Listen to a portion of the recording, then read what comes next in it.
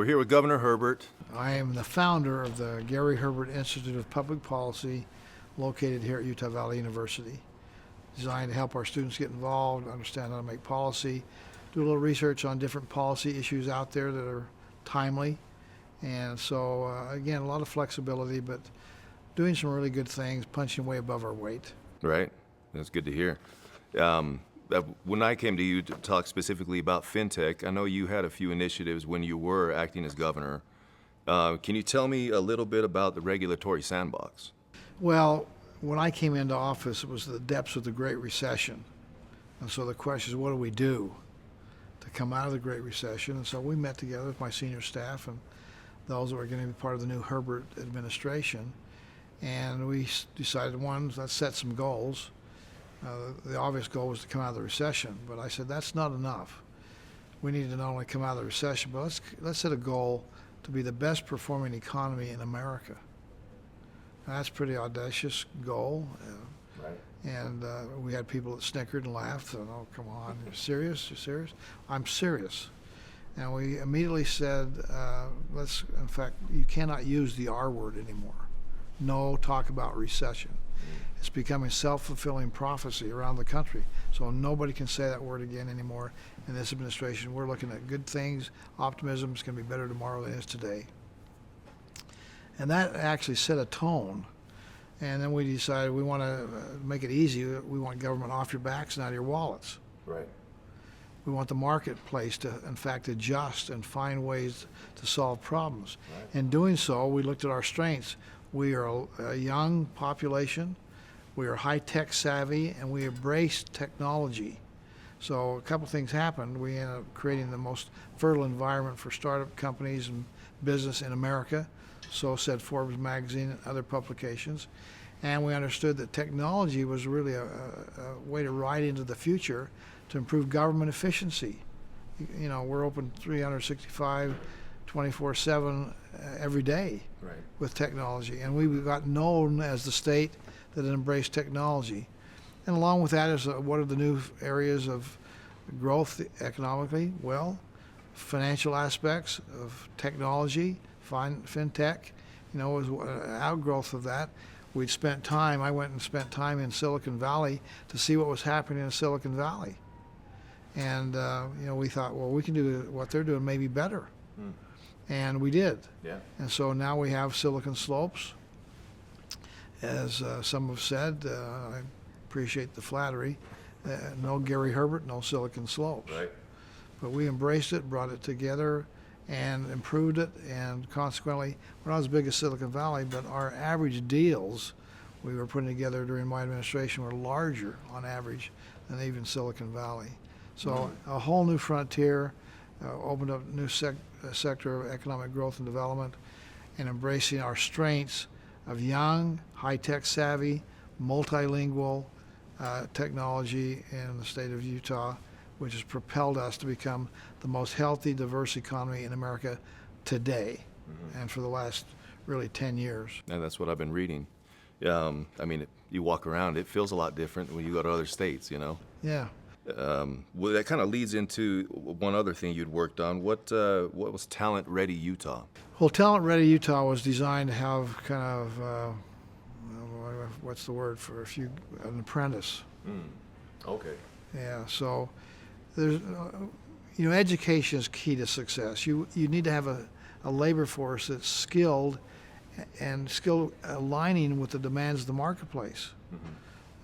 The old joke was, if you had your PhD in philosophy, what's the most common thing you're going to say? Well, you have fries with that hamburger, because there's not a lot of jobs for PhDs in philosophy. So alignment, sometimes we don't think about it, and the market is changing all the time. So we work very hard on having better counseling to make sure that we could counsel our young people about here's a pathway forward that will get you to a good job where you can live the American dream. And so that's kind of the basic foundation of it. And certainly Talent Ready was just an aspect of that. How do we get people ready in aerospace, healthcare services? Well, they can go and get trained and work with a company, get credit for schooling, and actually learn on the job, and many times be hired when they complete their education for that company that sponsored them. So talent ready in many sectors of our economic growth and development was a way to have people be trained and apprentice, get education and a job at the same time. So our current governor, Governor Cox, was your lieutenant governor. He was. Has he continued your work, or what does the regulatory landscape look like in Utah now? I don't know that I'm not in touch with Spencer as much as people would think. Again, I'm the past governor. I don't want to be looking over his shoulder and telling him what to do. No, I don't expect that. He's got some good ideas of his own. And so I think things have continued just pretty well the way that we left them. I mean, success breeds more success, and there's always room for improvement. Utah's doing all right, but Yeah, we definitely yeah. do better. Well, I had a guy run against me one year said that, hey, we can always improve, and he elect me and we'll improve. And, that's a true statement. We have room for improvement. But my counter was that to my opponent was, it's hard to be better than number one, though. Well, what do you see contributing most to fintech in the coming years, specifically in Utah and Silicon Slopes? I think just opportunity to grow, expand, looking for a niche in the marketplace. The market is very powerful. Somebody somewhere is working on a problem that they view out there, and they've got the solution. Government, the people in the back room, figuring out things, they're lucky if they stumble onto something. But the market's so powerful. There's so many people out there working in their garage or their basement, working with a friend, doing some things at their own business to expand opportunities and develop a new product, build the better mousetrap. Right. And they do it all the time. The biggest mistake, I believe, this is my own editorial comment, that President Obama did as President of the United States during the recession was try to fix it. I understand why he's elected official. I'm an elected official. I want people to know I'm really paying attention and I'm doing something about the problems. But he would have been better off just saying, look, I know we got some recession, there's problems out there. Let's just step back, count to 10, and let the market see what it does to find solutions to the problem. The recession would have probably been 3 or 4 years shorter.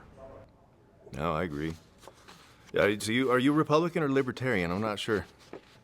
I'm just Gary Herbert, governor of. That works for me. I call myself common sense. That works for When me. I was the head of the National Governors Association, I said to the group assembled, so there's 49 other governors.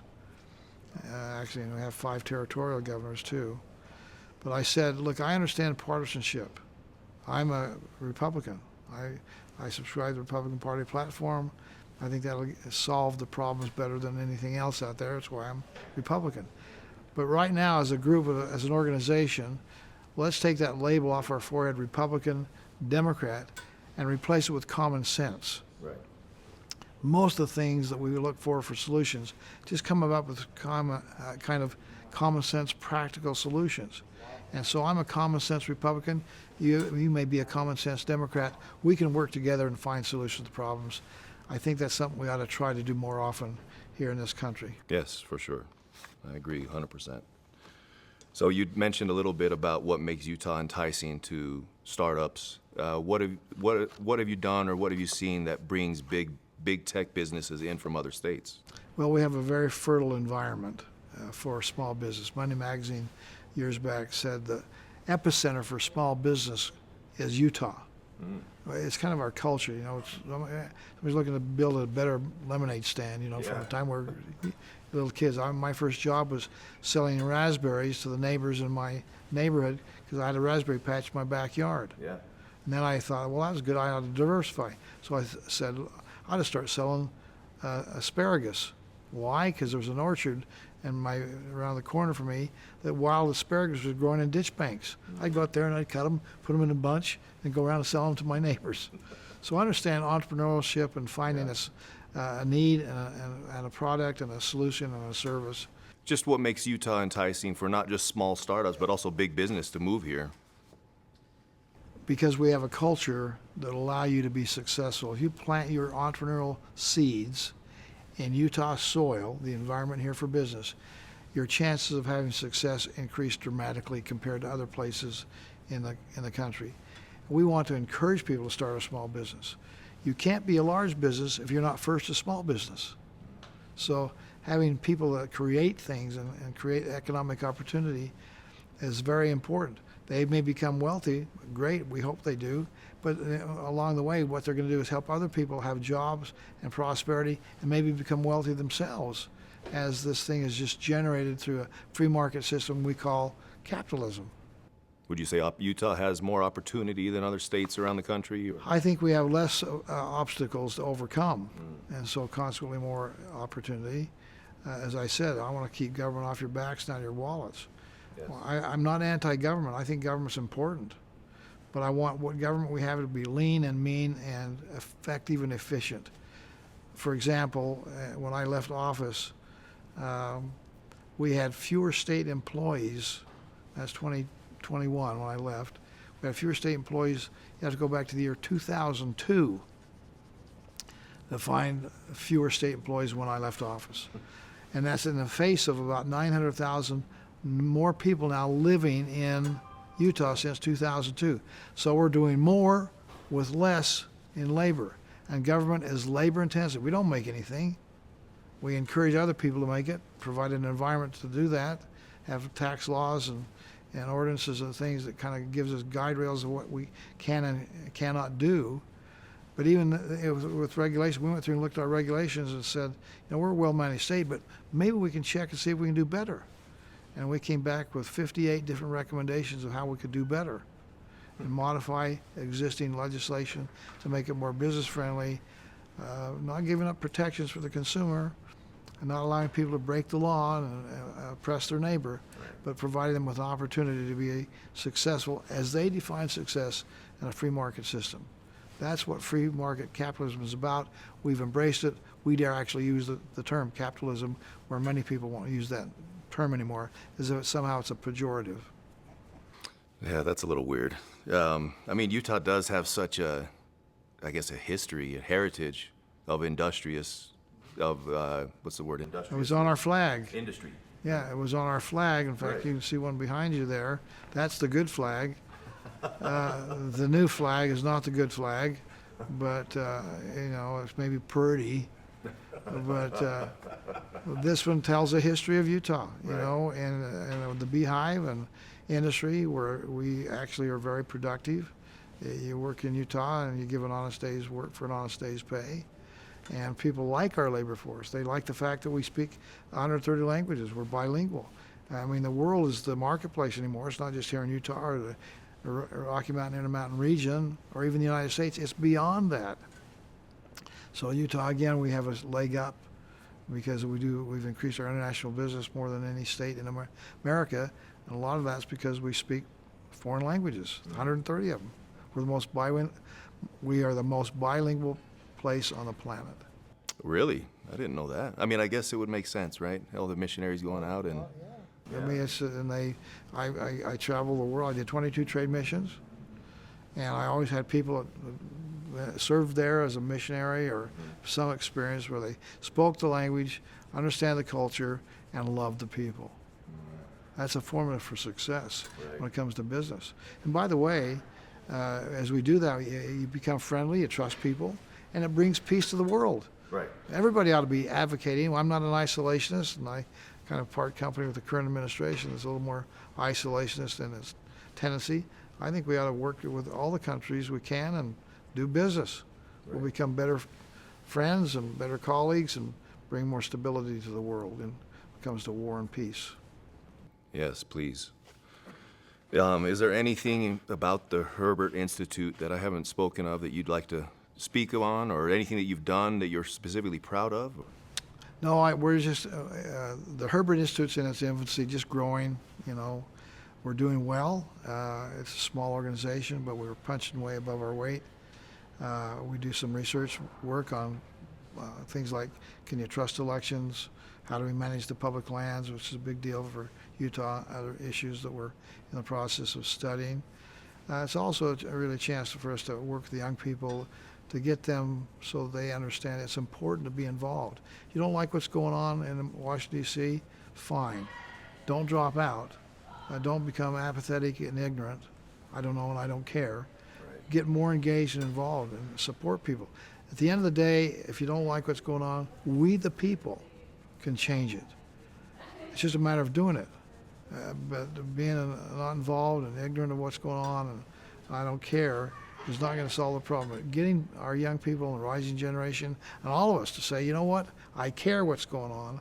I care who my leaders are and what they stand for, and I don't like what's happening now. I'm going to make a change. We, the people, are in control, and we are sometimes shirking our responsibility of what we should be doing as citizens. Well, I think too many worry about rights and not so much about responsibilities, and they go hand in hand. That's right. We talk about liberty and freedom coupled with individual responsibility. Right. You're exactly right. Yeah, maybe just speak a little bit about where you see the Herbert Institute in 10 years. The Herbert Institute in 10 years, I hope Gary Herbert's still here. Yeah. Well, our owner is 87. He still shows up at the office every day. So you got. I'm 78. Some colleagues there. I'm 78, so I hope to see 88 when I welcome them. We started the movement to get the Olympics back, and it'd be nice in 2034 to see the Olympics again. So who knows what's the future? I want this to last way beyond my lifespan. That's part of what putting together an endowment to keep this thing afloat and have money to do the work that we need to do to have our young people be participant, to learn, to become involved as good citizens, and be an example of what we can be as a society if we all work together with a positive outlook on the future and making sure we have good policy. So I hope this will continue to grow and expand and serve the community, not only here at Utah Valley University, but beyond our borders of Utah County and the state, and even beyond the borders of the United States. I think we have an opportunity to do some really good things. By the way, I don't think I'm going to be the standalone. We're actually outreaching to other centers and institutes to say, let's work together. It's really co-opetition, not competition. Yeah, it's cooperation with competition combined. Co-opetition where we can do more together than we can apart. So I think that's something we're able to do. We're the new kid on the block. We're working with other institutes and other people, and we work with some of the same speakers that come in, and let's share the cost, and we can get maybe more bang for the buck. So a lot of things, we're starting with innovation here, and I expect over the next generation some even things I can't even comprehend will happen in a positive way. And you're practicing what you preach too by working together, right? That's right.